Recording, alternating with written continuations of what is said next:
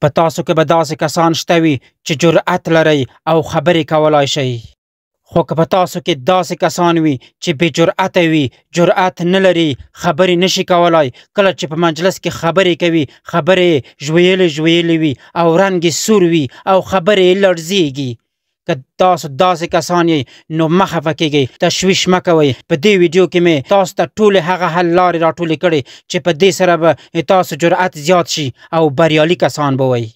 که تاسو جرأت نه لرئ او په مجلس کې د خبرو کولو څخه ویریږئ نو دا ویډیو تر پایه وګورئ. د هر څه د مخه که چا زموږ یوټیوب چینل نوی سبسکرایب کړی نو زموږ یوټیوب چینل در سره سبسکرایب کړئ ترڅو زموږ نور ګټور معلومات هم تر تاسو در ورسیږي. د ارواپوهانو له نظره بې جرأتي او پر ځان نه باور له هغو ستونزو دی چې ځوانان د ماشوموالي له دورې ورسره لاس و ګریوان کیږي. دوی ته دا حق نه ورکول کیږي چې له خپلو حقونو ساتنه وکړي، او که کله دوی دا کار کوي نو د کورنۍ د مشرانو لخوا رټل کیږي او د جرأت ماده یې په هماغه کوچنیوالي کې مړه کیږي.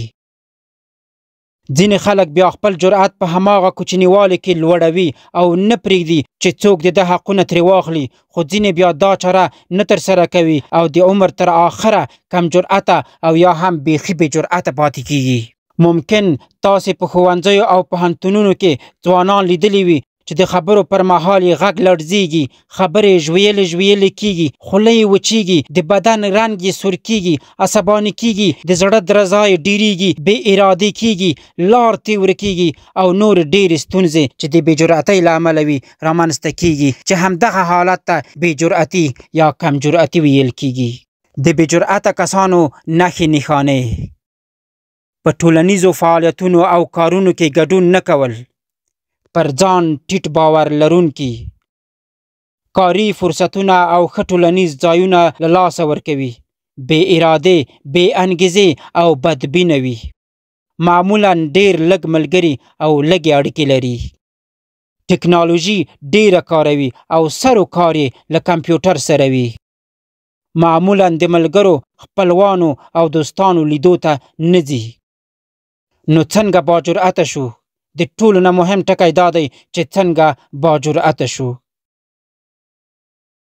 که غواړئ با جرأته او پر ځان د لوړ باور لرونکي واوسئ، له تېروتنې هیڅ مه ویرېږئ. وړه بریا مو هم بې ارزښته مه ګڼئ او له نورو سره مرسته کوئ. ستاسې بریا مخکې له دې چې خبرې پیل کړئ دا ده چې د خبرو لپاره مو بشپړ چمتووالی ونیسئ ترڅو ښې او په پوره جرأت او ډاډ خبرې وکړئ، او ذهن کې مو داسې تصور جوړ کړئ چې تاسو یو بریالي او با جرأته شخص یئ. د ارواپوهنې یو عالم وایي چې ځان ته ارزښت نه ورکول یا ځان بې ارزښته ګڼل خپله د بې جرأتۍ لامل کیږي. د ډېری خلکو د پرمختګ خنډ همدا بې جرأتي یا کم جرأتي ده. د بې جرأتۍ درملنه د هر انسان په ژوند کې ممکنه ده. که غواړئ چې با جرأته واوسئ نو دا کارونه وکړئ. لومړی، له ځان سره مو مینه کول زده کړئ. دویم، ځان ته احترام او درناوی ولرئ. دریم، خپل ویرې مو وپېژنئ او هغوی ته په پوره منطقي ډول حل لار پیدا کړئ. څلورم، احساسات مو په روښانه او واضح ډول مقابل اړخ ته ووایئ. پنځم، ځان د یو مبارز شخص په توګه ومنئ چې څنګه وکولای شئ له نورو سره داسې اړیکې ولرئ چې له خپلو حقونو دفاع وکړئ او با جرأته واوسئ. شپږم، باید زده کړئ چې د نورو د نیوکو مقابل کې زغم ولرئ. اووم، که څوک مو کوم کار ته هڅوي نه ورته مه وایئ بلکې ځان ځواکمن وښیئ ترڅو د هغوی پام او درناوی ستاسې لور ته لا در واوړي. له نیکه مرغه چې د وخت په تېرېدو او د عمر زیاتوالي سره د کم جرأتۍ یا بې جرأتۍ کچه ټیټیږي. د بې جرأتۍ لاملونه: بې جرأته خلک خپل ځان ته ارزښت نه ورکوي یا هم دا تصور او فکر کوي چې نور ده ته په ارزښت قایل نه دي. هیڅوک له دې سره علاقه نه لري چې د نورو د ملنډو شي، خو زړور او با جرأته خلک د دې حالت کیسه کې نه دي او دا هم باید وویل شي چې درانه خلک درانه وي. د بې جرأتۍ لاملونه دا دي: لومړی، ځینې خلک خپل ځان له فکري لحاظه کمزوری ګڼي، څه چې دوی لیکي او وایي یې د دوی په نظر بې ارزښته وي. دویم، د نورو له ملنډو ویره بې دلیله ده. ځینې کم جرأته خلک حتی دا زړه نه کوي چې خپله مینه او محبت کورنۍ غړو ته هم ور وښیي. د مینې، مننې، مهربانۍ او نورې کلمې د بې جرأتۍ له امله د دوی په خوله نه راځي او همالته دفن کیږي. دریم، پر ځان باور له ماتې وروسته دی. همدارنګه دا خلک فکر کوي چې د نړۍ ټول خلک د ده له ماتې خبر دي. دوی خپل ذهن انډول له لاسه ورکوي او د خلکو او ټولنې سره هیڅ کله یو ځای کې دا ته زړه نه ښه کوي. تر دې چې د ملګرو، همکارانو او خپلو خپلوانو سره د مخ کېدو جرأت نه کوي تر څو دته سپارښتنې وکړي. کورنی چاپېریال. ډېری ماشومان چې په کوچنیوالي کې د کورنۍ له مینې او محبته محروم پاتې دي، د ځوانۍ دوره کې پر ځان بې باوره کېږي او ځان بې ارزښته ورته ښکاري او په کور کلي کې د خجالتۍ او بې ارزښتۍ احساس ورسره له هماغه کوچنیوالي رالویېږي. نو د کورنۍ مینه ماشوم ته په ځانګړې توګه د مور او پلار دا احساس ورکوي چې دی با ارزښته دی او په همدې حال کې ځان با جرأته او آرام او خوندي احساسوي. د کورنۍ د غړو ترمنځ اړیکې.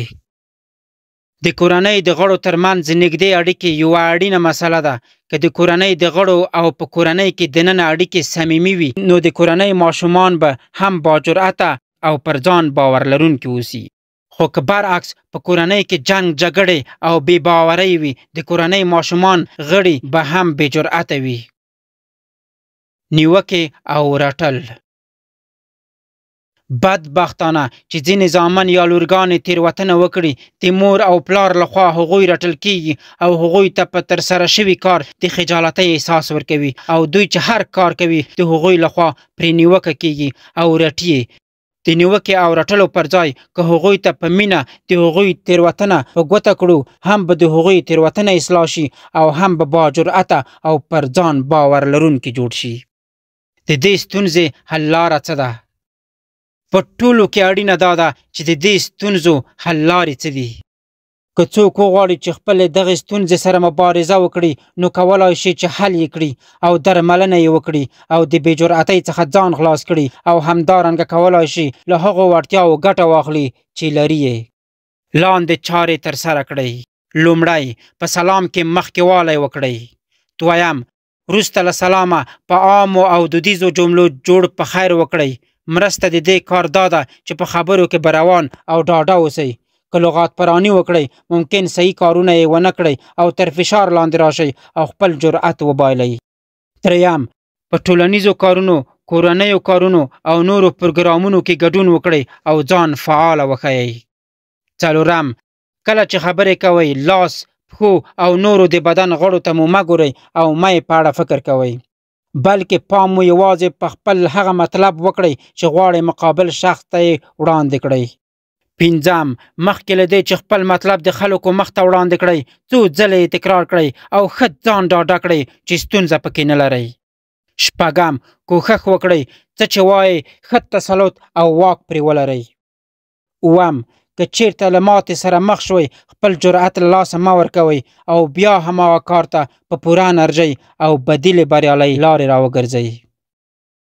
اتم، کله چې د نورو پر وړاندې خبرې کوئ، ځان ته دا ډاډ ورکړئ چې زه یې کولی شم.